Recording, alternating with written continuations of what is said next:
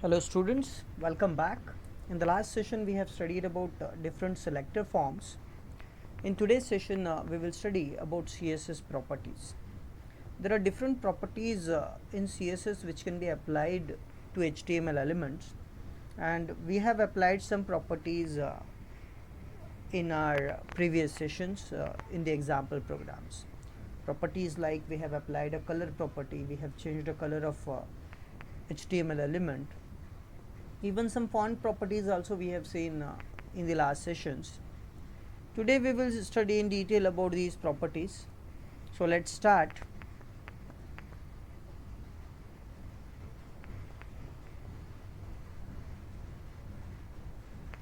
There are 60 different properties in 7 categories in CSS.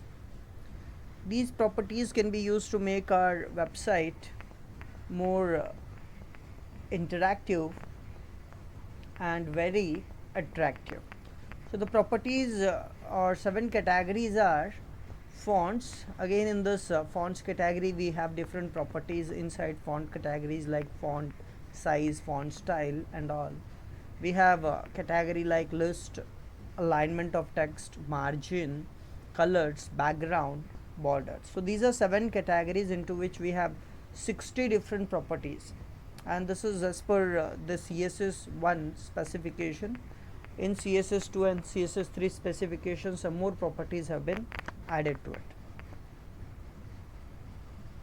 The property values, the property, when I say property or the style rule, we have seen a syntax of document label style sheet and the external style sheet, where the style is applied by using a property name colon value. So it is the pair, that is property value pair we call it. So we know that there are 7 different categories of properties, but the values to the properties can be assigned in different units. So there are different ways to give values to all of these properties. So here we have some examples units for the values. So value, it can be a keyword. For example, we can use a value as left, small, right, center. So these are some keywords which can be used as a value. This is CSS. Here it is not case sensitive. So if you declare left in capital letters, that doesn't matter. If you write it in the small letters, both means the same here. So there are some keywords which can be used, like the keyword big can be used, or for alignment itself we use keywords like left, right and all. So these keywords can be used as a value. Value can be specified in the in a length, that is numbers, maybe with the decimal points. So length values are specified in the form of numbers and maybe with the decimal points followed by the unit. For example, we have specified length values in case of font size, that is font size colon 10 pt, that is pt stands for points.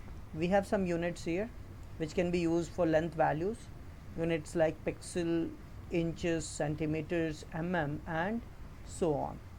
So whenever we specify length values, as I've said, for example font size, we can use the numbers, maybe the decimal numbers or numbers with a fractional part can be used, like we can use 12.5 pt for font size. Even a value can be a percentage, that is just a number followed immediately by a percentage sign. Percentage values are relative to the current value. For example, if the font size currently it is 10 points, and if I say the font size again as 50%, so font size is increased by 50%. So 50% of 10 it will calculate, and again the font size is automatically increased by again 50%. So percentage values are relative values which can be used. Then we have a value as a URL as well. For example, in case of images, if we want to display image by using CSS, a URL value can be used, and the form of URL value is like this: URL, there is no space in between, then inside the bracket we have the complete path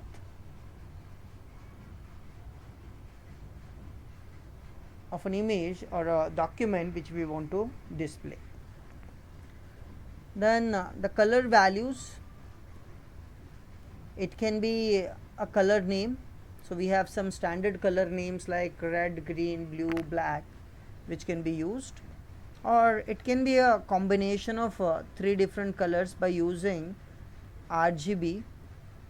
So after RGB there is a bracket, and inside this bracket we can pass 3 values, that is n1, n2 and n3. These numbers can be decimal or even percentages, and these values ranges from 0 to 255. The maximum value for each of those numbers can be 255, and it can be specified in terms of percentage or directly as a decimal values.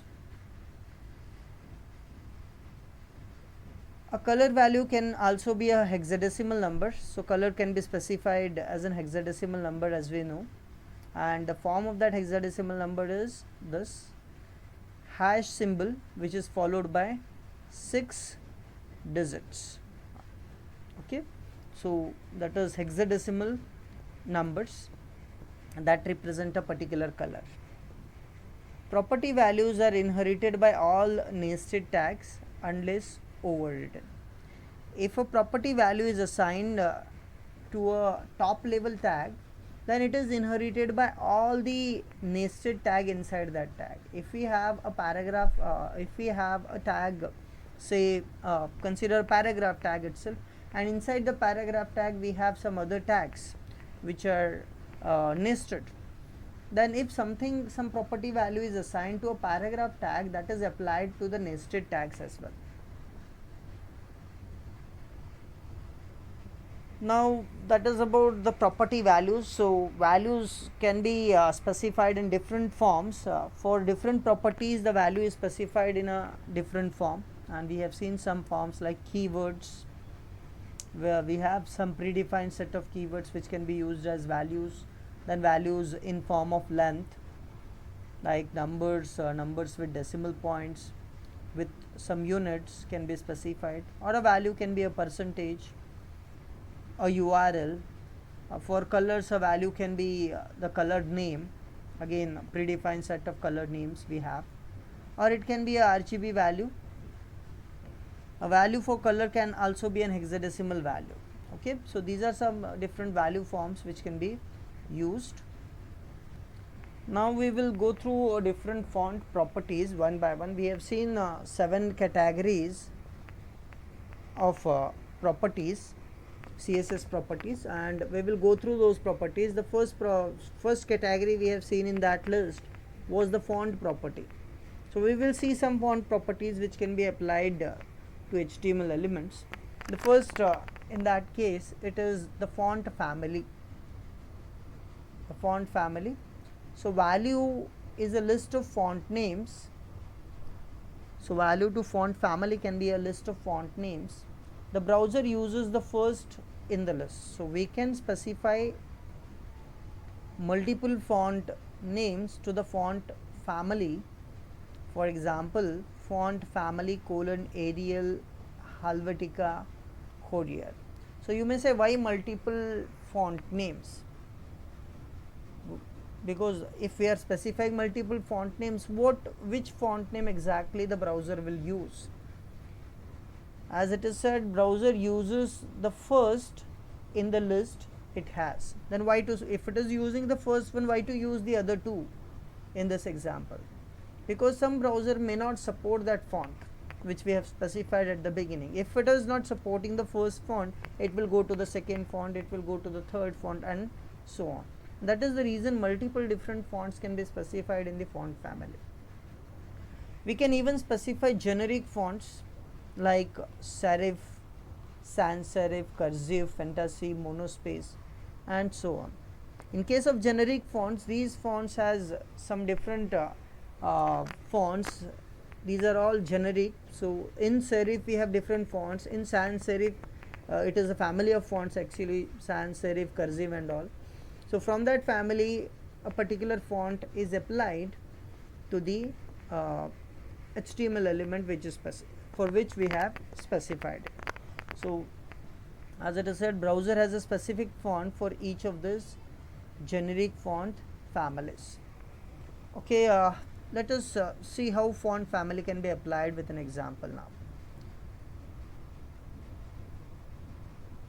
Okay, I have opened Notepad++, and this was our previous example, if you know, and we have used here document level CSS. So this is our CSS code. I'll just remove it, and now what I'll do is I'll just remove these classes also which we have used.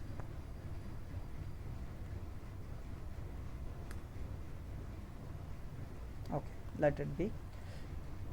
So I want to apply that font family property to the h1 tag. So font family, as I said, it can be applied to change the font. Okay, so whenever we do not apply any font properties, the default browser font is selected to display your content. But if you do not want a default font, you want a specific font, you can specify it by using a property called as font family. So I want to specify it for h1, so the selector should be h1 in bracket font family. So this you can specify different fonts. You can say, if you want Arial, you can say Arial, comma. If you want some other fonts, then you can specify the name of that font as well. For example, I'll say Courier.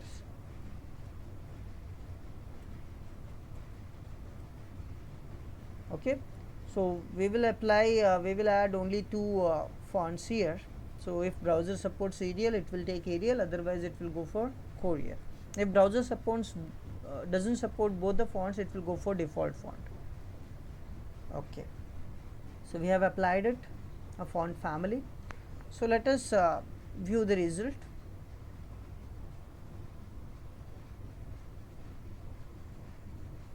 The file has been saved in F. The name of the file is top.html, so I'll open it.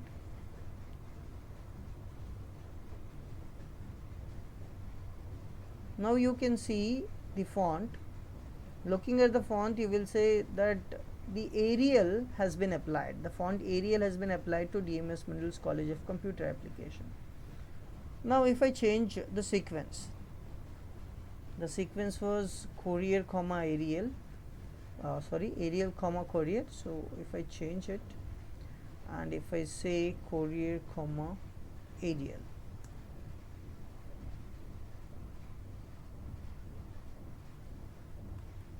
then you can see Courier font has been applied to the text. Because browser supports it, so browser applies it. If it doesn't support it, it will automatically again go for Arial font.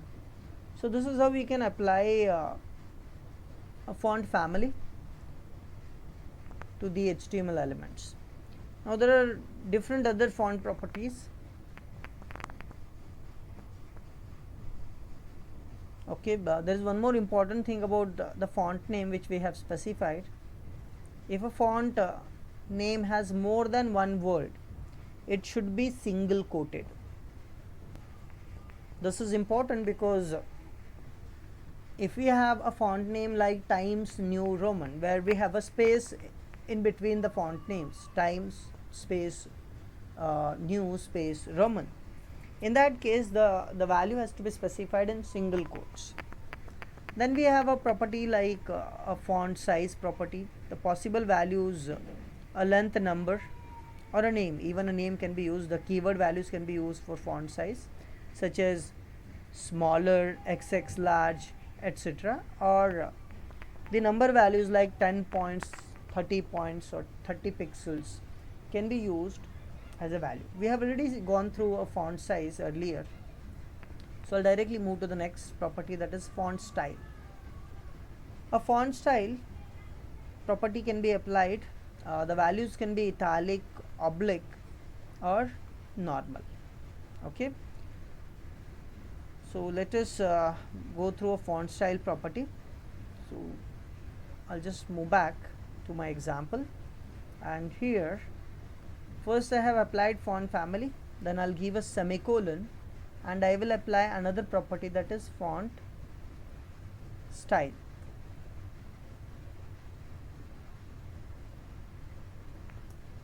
And the value which I'll give is font style italic.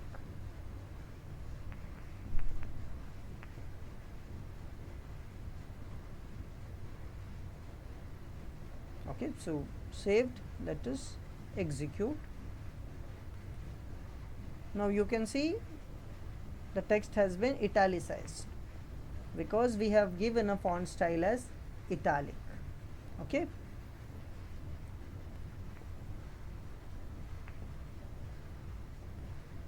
the other styles, like you can go for oblique or normal. Oblique, it is simply same as italic, so it is useless. No need to go for an oblique. You can go for a normal font style as well. Then there is a property called as font weight.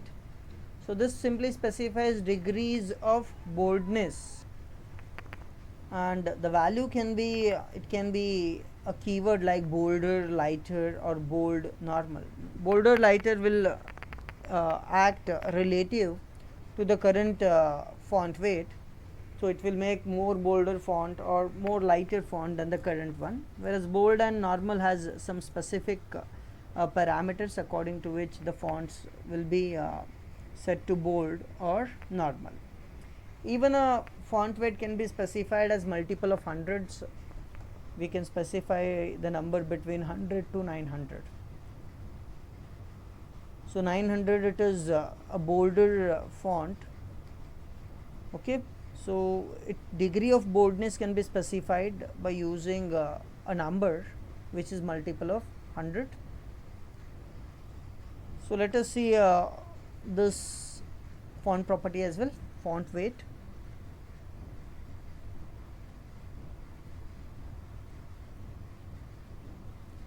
Font dash weight, I'll specify it as 100 for now, and let us verify.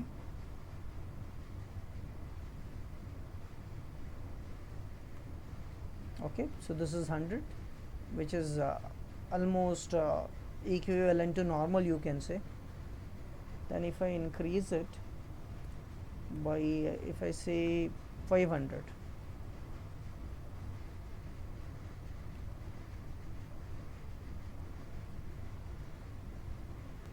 okay, it is a bit bolder than the earlier one.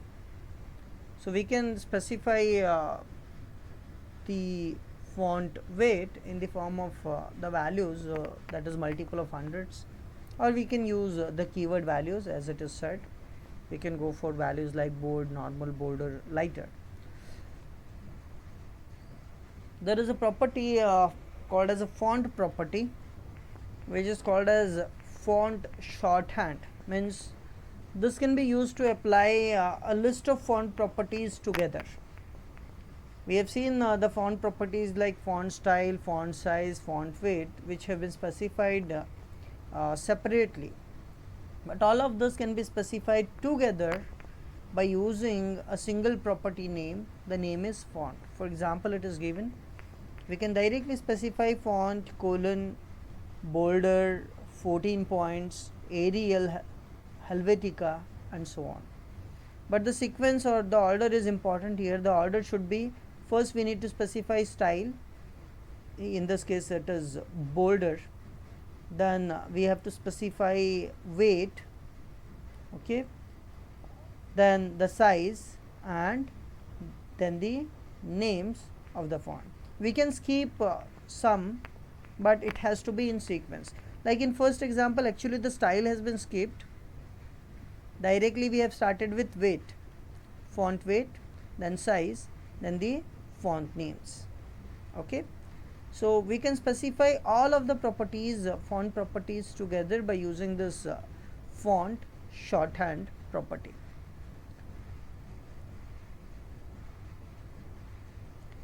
We have one more property called as text decoration property. So this can also be used. The values can be line through, overline, underline, and none. If you want a line underline to appear for the text, you can go for text decoration property. Even a line through the text, you can use line through or decoration property with a value line through. Okay, let me show you the text decoration property as well.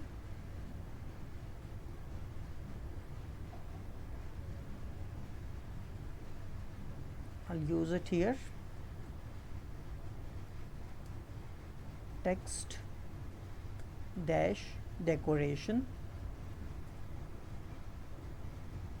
colon, we will use underline.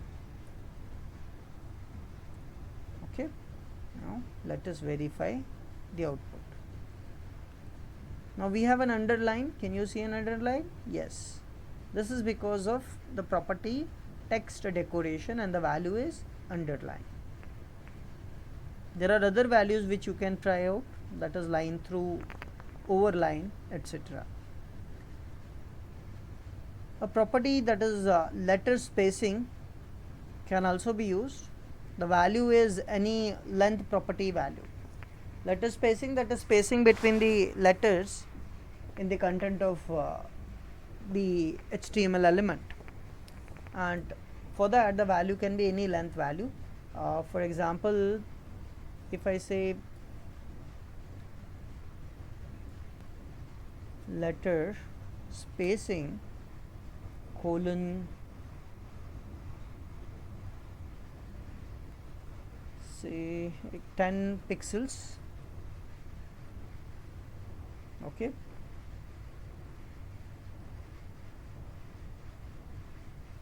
you can see here the page has been refreshed. There is a space between the letters now. If I increase it, I'll make it as 30 pixels, the space will increase. You can see the space has increased. So we can change even the space between the letters by using letter spacing property. So all of those are the font properties, or the category is font property. Then we have the other category, that is list properties. In that, the first is list style type property. List style type property can be used to specify the bullets which appear before the list item, or in case of ordered list, to specify the sequence values which are used along with the list. For ordered list, for unordered list, a bullet can be a disk, a square, or a circle. So for unordered list, a bullet can be a disk, that is by default it is a disk. It can be a square or a circle. Set it on either UL or LI tag. We can set this property list style type on either UL or Li. If it is set on Li, it is applied only to that list element. If it is set on the UL, it is applied to the complete unordered list. Example is given here. So we have a UL here, unordered list, and we have applied style, list style type colon square.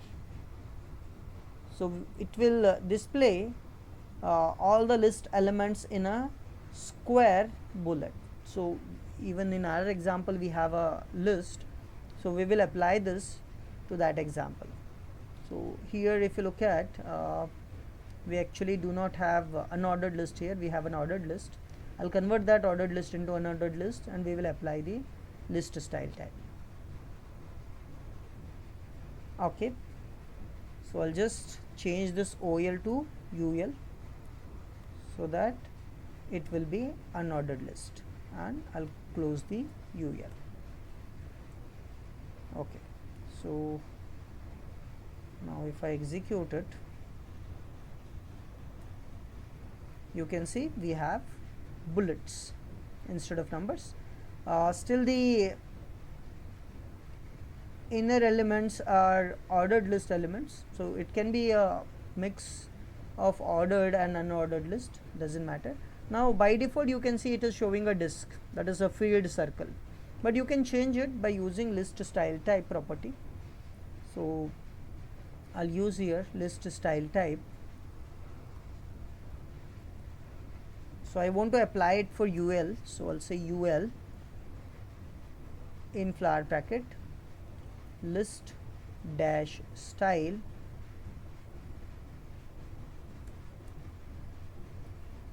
dash type, and that is equals to a values can be, as it is said, a values can be a square, circle or a disk. By disk is by default, so I'll use circle.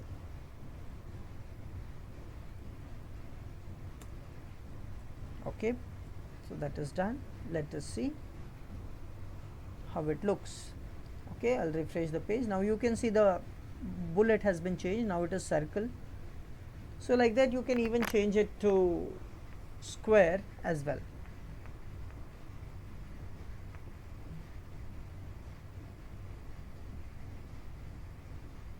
Okay, as I've said, a list style type can be applied to a single element by using it or by applying it to a particular li. We have to use an inline style sheet for that purpose. If I want to apply something to a single li, I have to use inline style sheet. Otherwise, if I use a document level style sheet and if I apply it to li, then it will be applied to a complete set of li's in the document. Or there is another way where I can use an ID for it and I can apply it, but better way it is to use an inline style sheet like this. Li style is equals to list style type disk, second li has list style type circle square, and third has circle. And you can look at the output of that. This is the second part of the output. You can see first has the disk, second is the square, and third is circle. So individual elements can have different bullets by using it inside the li tag.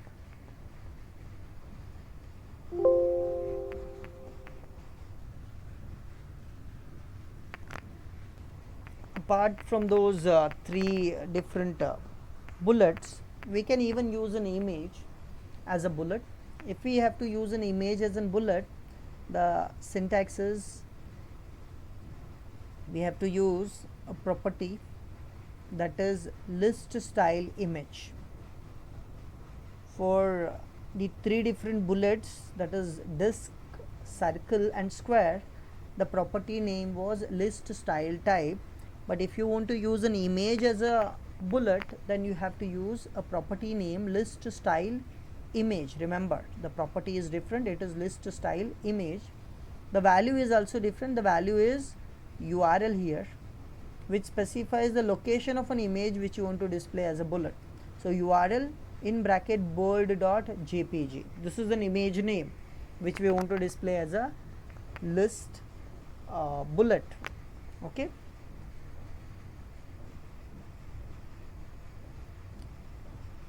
okay, that is for unordered list. Now in case of ordered list, this property list style type can be used to change the sequence values. And for ordered list, by default the sequence are 1 2 3 4, right, decimal numbers, but we can change those numbers.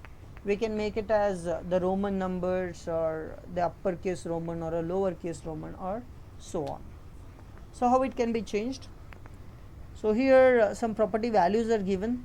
We have sequence type and we have some first four numbers in that sequence type. Now if you use list style type as decimal, the value as decimal, it will display the sequence in Arabic numbers, that is are 1 2 3 4. These are said to be Arabic numbers, and this is by default. By default, when no property is set, it will display it in Arabic numbers, that is 1 2 3 4. You can change it to upper alpha by using the property value, that is upper alpha, that will display uppercase letters, that is A B C D in uppercase. Lower alpha for lowercase alphabets. We can use uppercase Roman, that is the Roman numbers, capital or Roman numbers, or lower Roman for lowercase Roman numbers. Now let us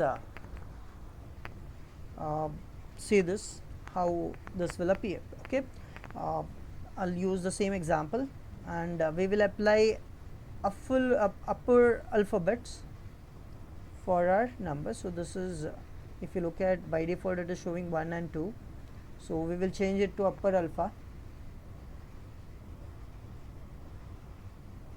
and this we have to apply to OL, ordered list. So OL in bracket list dash style type colon, I'll say upper alpha. Okay, save this and let us verify. Now you can see the bullets have been the numbers have been changed with uppercase alphabets. The same way you can change it with lowercase alphabets or a Roman numbers as well. Okay, even CSS 2 has some more, like we have lower Greek, Hebrew, and so on. So CSS, these properties are as per CSS 1 specification. CSS 2 and CSS 3 has added some more properties to it, which are out of scope for us for now. So if you want details about these properties also, you can search these on the internet, you will get information about it. Okay, this is about list properties, and with this we will stop here today. We will continue with other properties in the next session. Thank you.